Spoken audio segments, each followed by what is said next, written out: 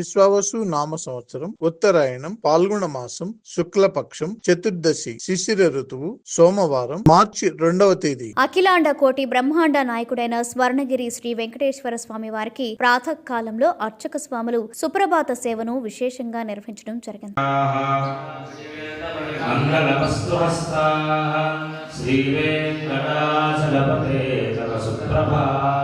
సుప్రభాత సేవ అనంతరం శ్రీ మహాలక్ష్మి అమ్మవారు 33 కోట్ల దేవతలు కొలువు తీరినట్టి గోపృష్ఠ దర్శనాన్ని చేయించడం జరిగింది.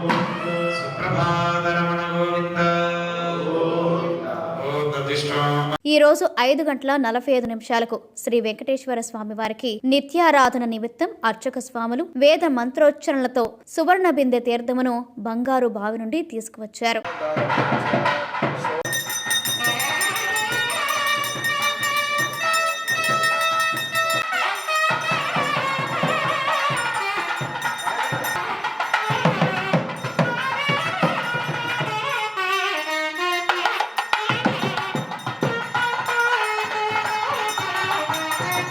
ఉదయం 7 గంటలకు శ్రీ వెంకటేశ్వర స్వామి వారిని మణిమయ శోభిత స్వర్ణాభరణాలతో పరిమళ భరత పుష్ప మాలలతో శోభాయమానంగా అలంకరించి సహస్ర నామార్చన సేవను ఘనంగా నిర్వహించారు.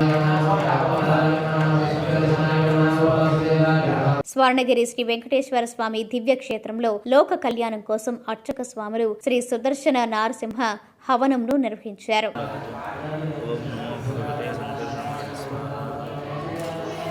ఉదయం 10:30 జగదేక చక్రవర్తి అయిన శ్రీ పద్మావతి గోదాదేవి సమేత శ్రీ వెంకటేశ్వర స్వామి వారికి పట్టు పితాంబరాలు ధరింపచేసి నవరత్న ఖచ్చిత స్వర్ణాభరణాలతో పరిమళ భరత పుష్పం మాలలతో అలంకరించి శ్రీ స్వామివారి నిత్య కళ్యాణ మహోత్సవాన్ని అర్చక స్వాములు అంగరంగ వైభవంగా నిర్వహించారు. భక్తులు శ్రీవారి కళ్యాణ మహోత్సవాన్ని కన్నుల పండుగగా తిలకించారు.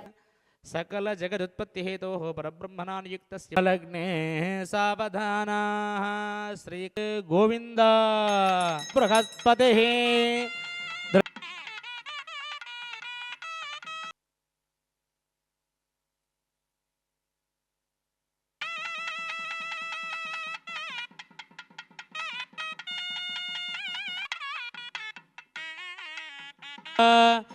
నమశ్చంద్ర సహోదరే నమస్తే మృదజో నజే అహం బధ్నామి గ్రహాణ పరమేశ్వరీ.